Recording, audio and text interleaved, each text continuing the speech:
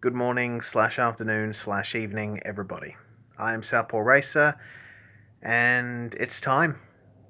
I'm flying out for Bathurst tomorrow morning for my big yearly trip to the 12-hour. My flight leaves at 5:45 tomorrow morning, so I have to be at the airport at about 4:30. It's gonna be a long day, so I'm gonna document my trip, and I hope you enjoy it. I'll see you in the morning, I guess.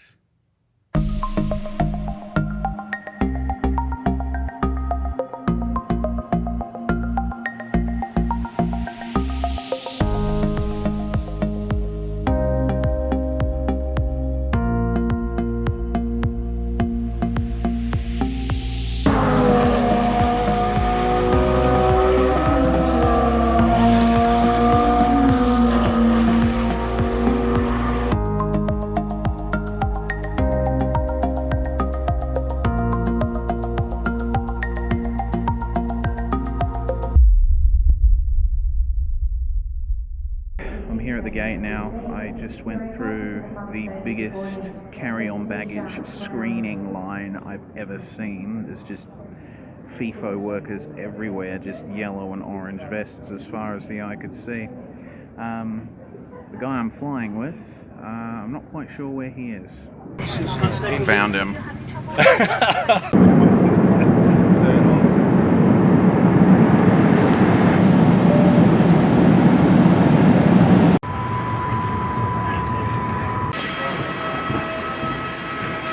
After touching down in Sydney, Scott and myself promptly met up with Josh, who had flown in from Tasmania, and we jumped into the shuttle van to the car rental firm to pick up our mode of transport. Jesus Christ, Josh, what the fuck? Unfortunately, due to a couple of delays, we were running a little bit late, so we left Sydney as quickly as we could and decided to skip lunch and make a beeline straight for Bathurst. The trip over the Blue Mountains was awesome. We actually got caught up in a little bit of an interesting moment. A truck had spilt its oil on Great Western Highway and the traffic was getting backed up. So we noticed some local cars motioning to each other to get around the scene of the accident, and we followed them. We found our way out right at the site of the accident. Wow. Oh, it's going up the hill that's happened. Would have been interesting to see the car. If it's hit a car, I reckon that's been like a tanker or something. Yeah.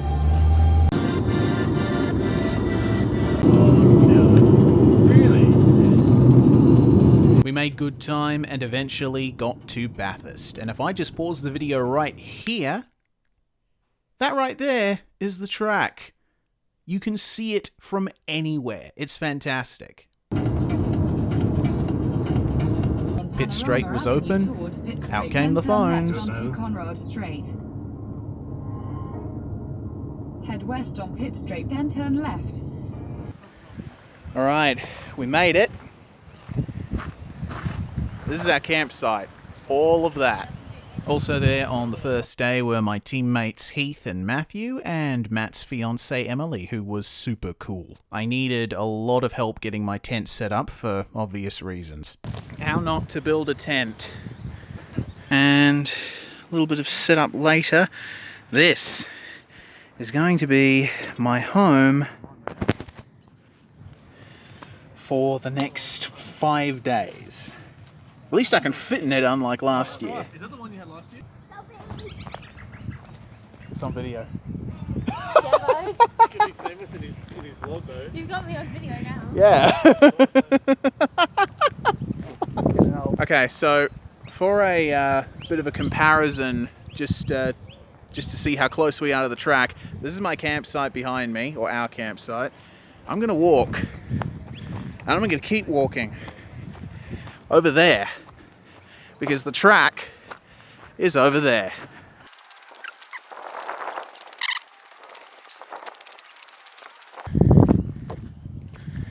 Up the embankment we go, and there it is. McPhillamy Park at Mount Panorama Circuit, magpies and all. And down there is the bottom of the circuit and the town of Bathurst. Brock's skyline is just over there. So we're pretty fucking close to the circuit.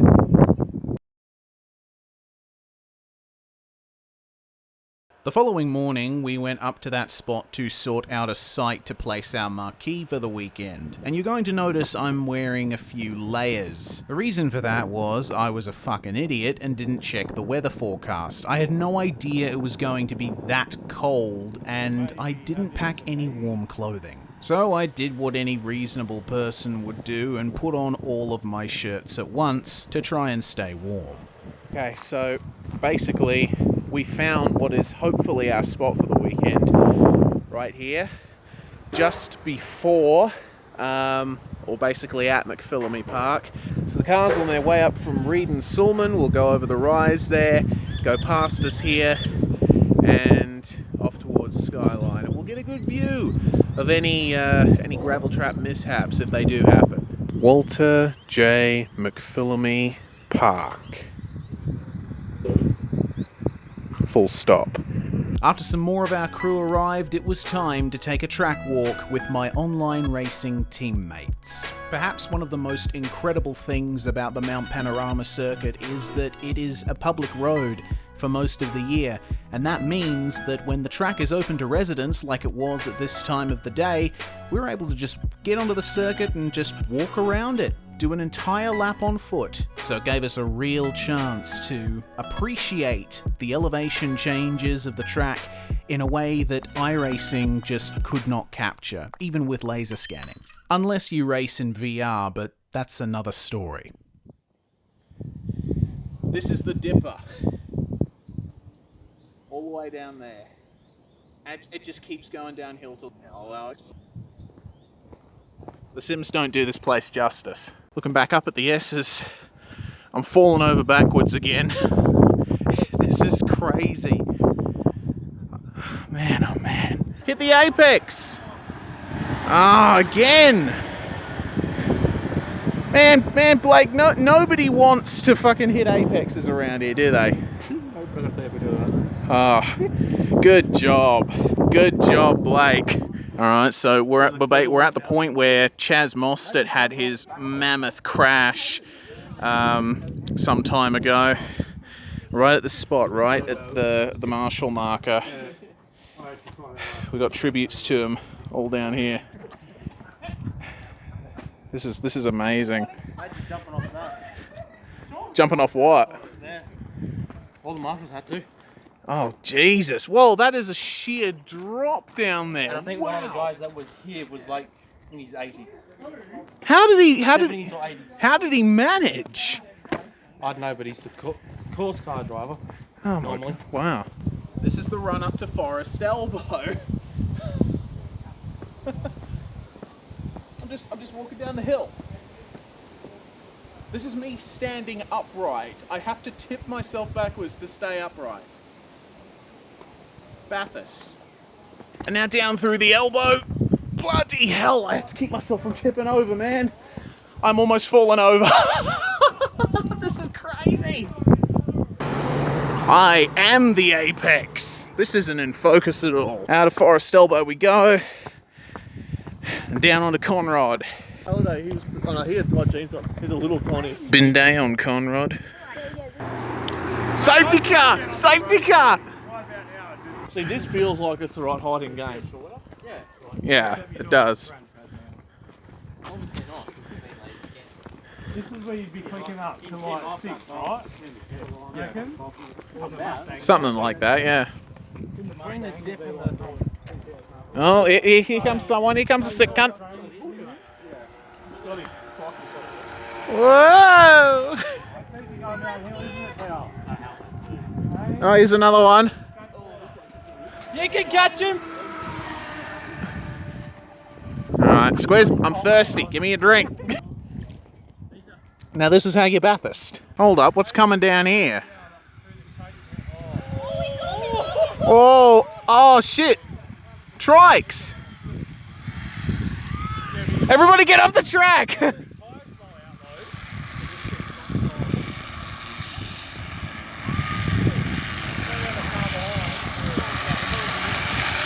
There you go.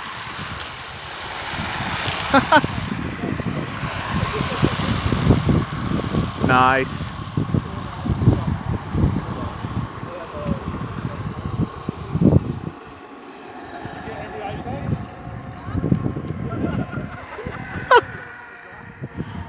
On Conrod Straight, just past the top of the hill sign. But thank God the marshals posts have their porta potties, because when you drink a beer down Conrod, your bladder gets a bit full, so I'm going to relieve myself.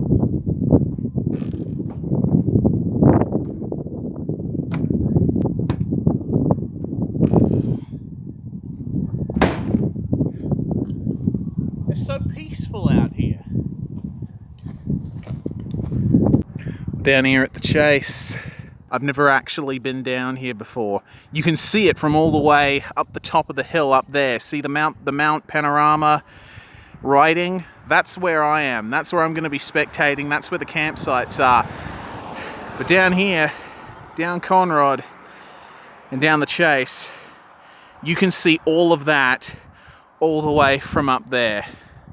Daryl Waltrip. Called this place a geological oddity. He was 100% right. You kind of think, where did Fabian Coulthard finish? Yeah. That rollover. Yeah, round about there in the middle of the frame You kind of right think there. middle, and you're like, well, okay, he's taken that much space up. Yeah. That's a lot of, Yeah, that's a long way to roll a V8 supercar, isn't it? well, any car. Yeah. Any car at all. Yeah, any car Red at all. Bull. Yeah. Oh, hang on, sorry. Uh, Red Bull. yeah. You know, because we're not, you know, Red Bull. Yeah, Red Bull. So to roll that far yeah. in, and then just get out of the car and be like, Yeah. oh, everything's okay, I'm fine. Yeah, exactly right. Well, my car's destroyed after clicking almost 300 kilometres an hour. Yeah. But I'm All the going to way up stop there. wherever that position is that I stopped and just get out of my car and walk. Yeah. And you really get a perspective here for just how big the gravel trap at the Chase is. It's massive. It's massive. I can confirm. Would you like to check?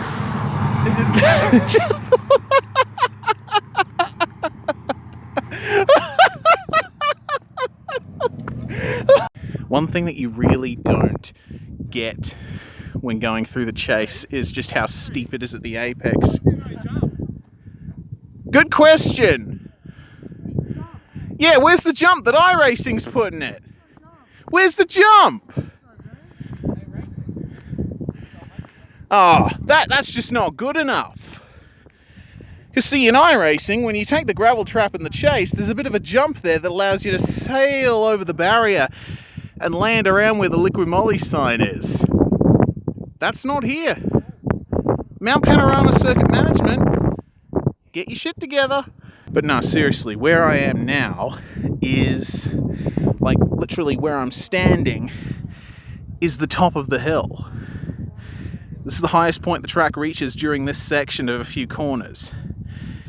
You don't get a sense for how uphill that section of the Chase is. It was a bit of an event to walk up. All right, got to hit that racing line. Come on.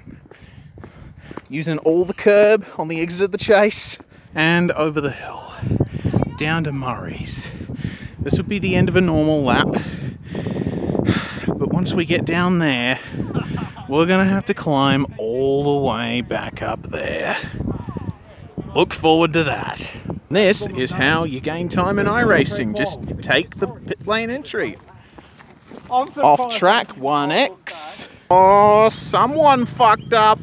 Oops-a-daisy. And we are officially in the pit lane of the Mount Panorama circuit. And right there is race car. That's one of the Mark Focuses and one of the Porsches. And then one of the Lambos. Oh, yeah. Watching the mechanics at work. It's quite interesting, quite eye-opening. Just walked a stall up and I found the very interesting Mark Car Mustangs. These have made a bit of news, haven't they? They have.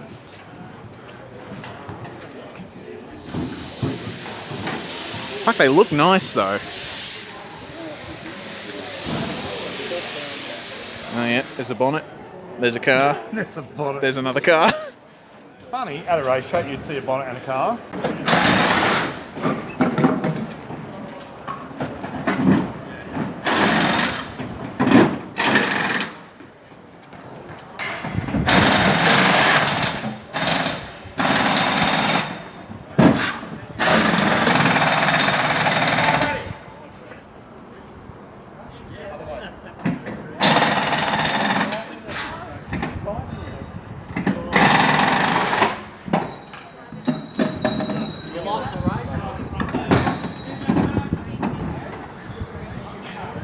And that is how GT3 teams practice pit stops. M4 GT4. What a mean looking machine. And right next to it, the BMW M6 GT3. Look at that. What a piece of kit this is. Pristine, beautiful.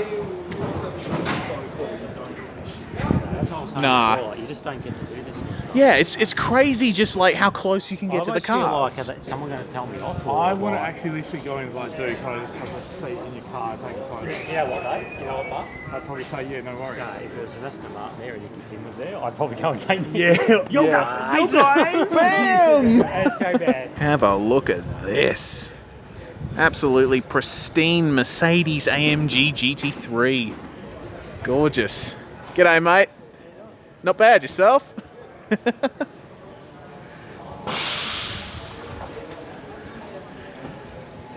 What a beautiful car. That is excellent. Now this is especially interesting. These are a couple of the other GT4 entries. These are the KTM crossbows. Just brighten that up a little bit so you can see them better. These cars were here last year. Actually, I think there was only one.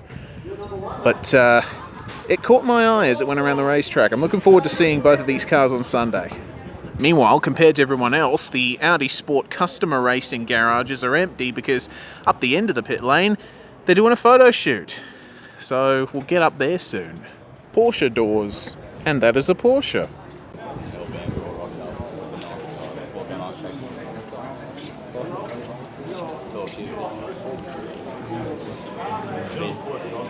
Yeah, I'm on them big time still.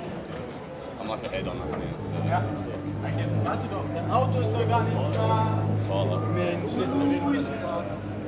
He'll go far.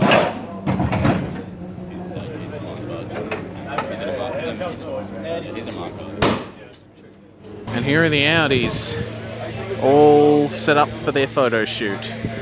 So we're bringing these back into the garages pretty soon. There's all the Audi personnel waiting to get going.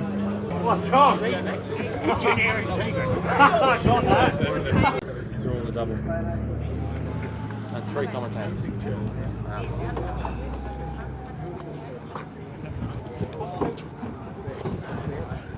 Le caillou, tu peux peut-être avancer. C'est peut-être plus simple de prendre l'avance là-bas, non? En face, c'est pas tout comme l'autre. I'm going to enter the Aussie driver so square here. Right? Yeah.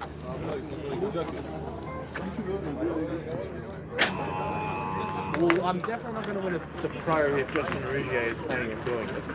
You never know. You never know. Plus, I'd rather Quite a go bit with younger than him, but I'm not sure whether you get to choose what round it is or they choose it for you. At this point, some in our group started wondering whether or not we'd get back to our campsite in time to get ready to go to dinner in town. While we were debating the possibilities, another of my teammates, Craig, decided to start running the rest of the way up the mountain to make up some time. He made it as far as Griffin's before the others picked him up on their way back to camp. I had other plans for dinner, so along with Heath, another teammate of mine, we decided to climb up the rest of the way. Alpacas. Mountain straight. Alright. Going up to turn 2, Griffin's Bend. This is where the climb begins. Let's hold it level like that. That's the kind of slope we're dealing with right now. Alright, now we're at Griffin's Bend, the famous cambered turn 2, and we are really feeling it now. That is the slope. as a car comes past us. We'll see what... It's ridiculously uphill. That's the slope. I'm starting to feel it. Alright. Exit of Griffins, up to the cutting, and it just keeps going uphill. And this is the hardest part. I went down to the cutting from McPhillamy last year, and the climb back up killed me, so this is probably going to be worse. Really starting to feel it now. We're at the cutting. The camera is level. We go in here and we look down the hill. You can see just how much we climbed. I'm really starting to feel this now. We still got a bit more to go. The cutting doesn't look like much on the camera, but it's going to turn into a wall of tarmac soon. Now, I know what some of you are probably thinking. It doesn't look like much on camera. Well, this is Bathurst. Cameras never really communicate what this place is actually like. The slope up the mountain that I'd shown in the last couple of shots, it might seem gentle in small increments, but goddamn, it just keeps going. That's what elevates it to really difficult status, the fact that it doesn't stop. There's no reprieve. If you haven't exercised in years, this place is nearly gonna murder you on foot. Racetrack? Sheep.